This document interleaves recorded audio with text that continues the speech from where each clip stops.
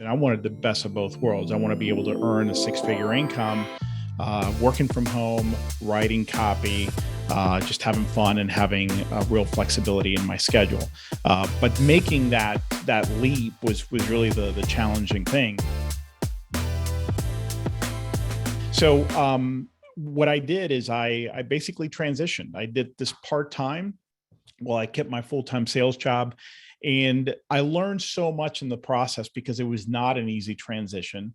Learned so much that I wrote a guide in 2008 that I published, and it was all about that, how to make the leap safely. So what I'll share with you today are some of the key fundamentals from that guide, which, all these, that's the great thing about fundamentals. They never change or timeless.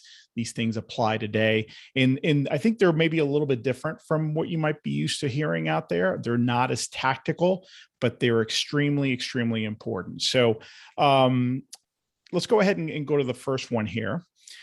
All right. The first thing that, it sounds obvious, but so many people don't do it. It's important to take stock of where you are right now, and then think about where you want to be. So there's going to be some kind of gap, right? You're going to be here, you want to be here.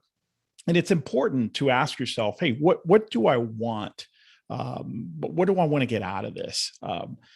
So that's the where you want to be. And where am I now in terms of my employment status, in terms of my income, in terms of my savings, my financial situation?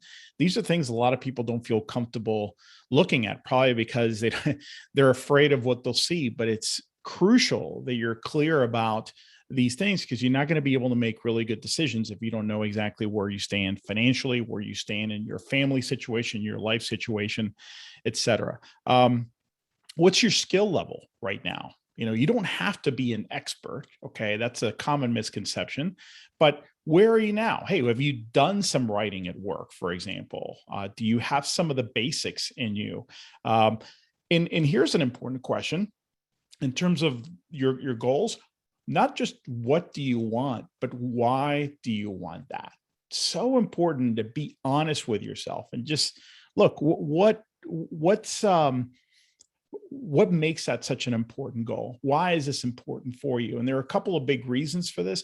One is many times you may not like what you find. You may find that maybe the biggest reason you're doing it is because you hate your boss. Well, I mean, it's not that you shouldn't go after this goal, but you should maybe take care of the situation right now, because escaping a bad boss or doing this to escape a bad boss is not necessarily a great reason to pursue a copywriting business.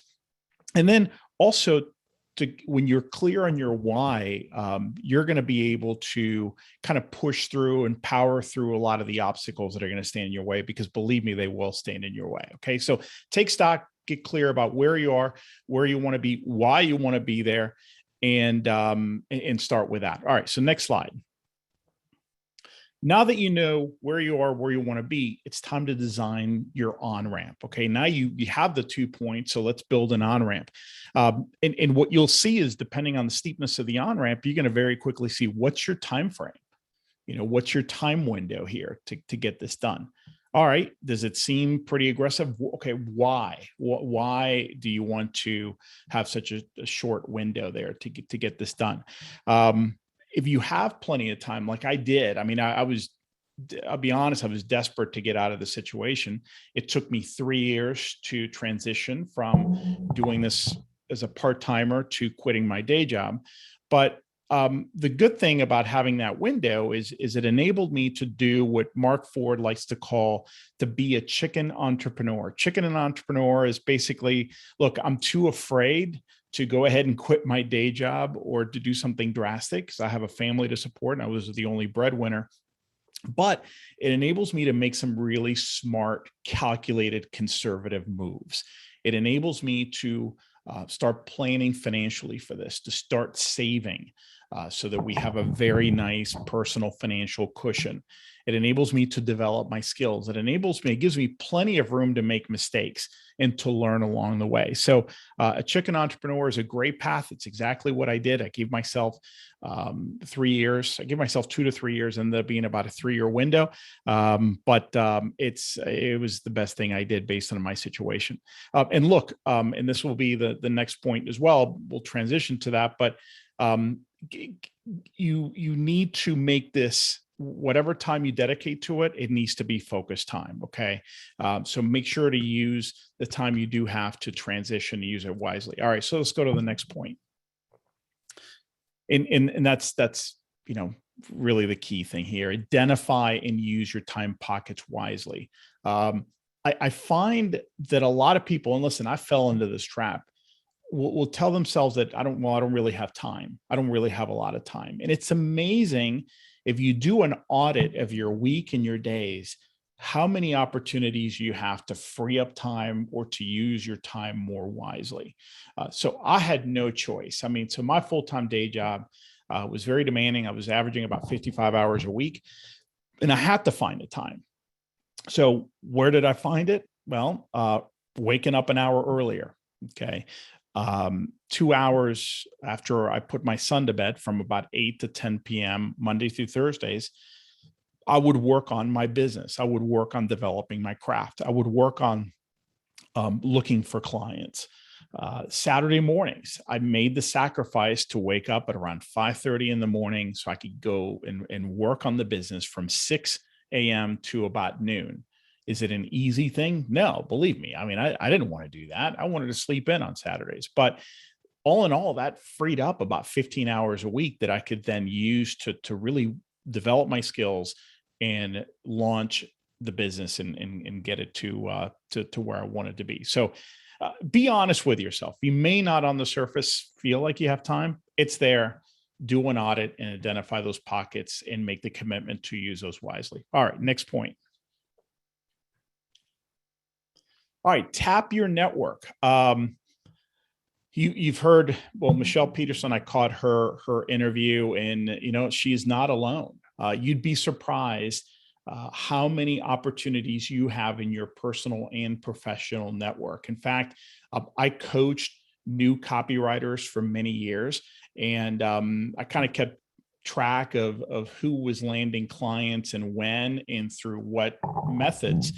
And roughly half of my new coaching clients, so these are new copywriters, were landing their first paying client either directly from somebody they knew or was referred by somebody they knew. In fact, in most cases, it's actually a second degree connection, meaning someone who introduces you to someone.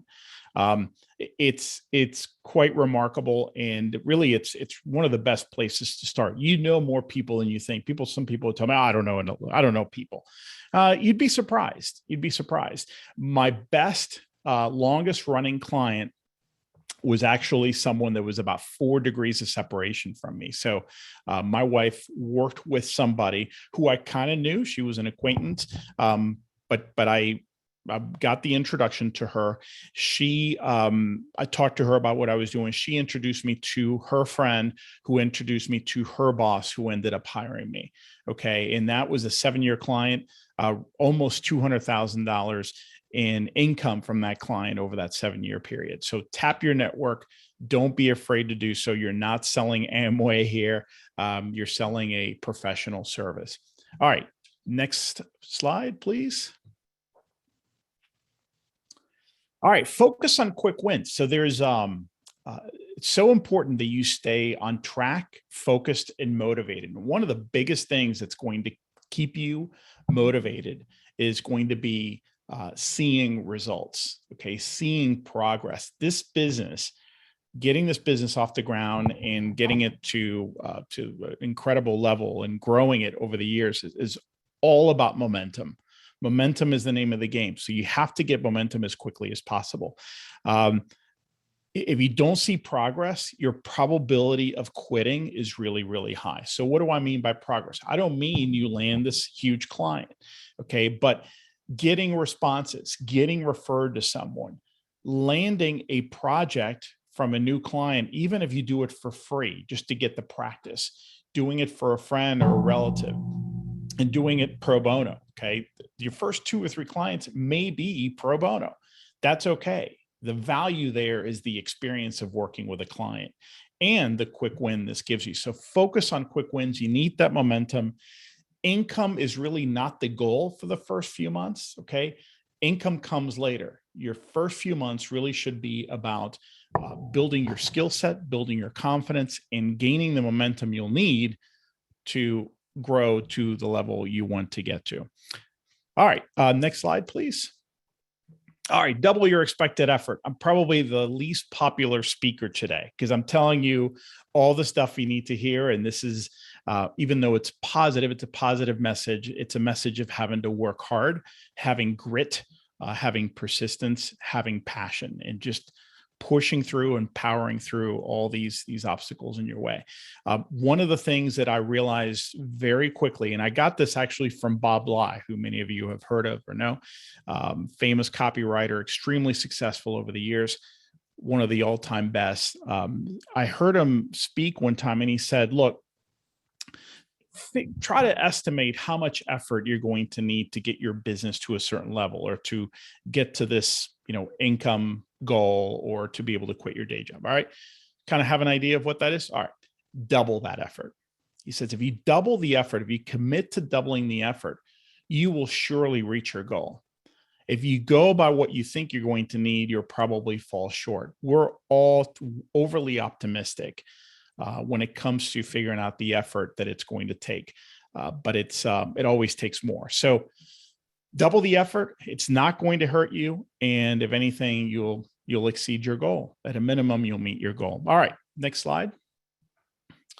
Finally, know your readiness triggers. I think this is kind of unique to me, but when I was trying to make the transition, no one seemed to be talking about this. And readiness triggers is really about very tangible measures that when you see them, you're ready to make the leap. One thing that could happen is you make this transition over a year, 2 years, or whatever, is you kind of get lost and you then start worrying that you're not ready to make the leap. You're not ready to quit your day job. You're not ready to really declare this as your full-time thing or whatever you want to make it.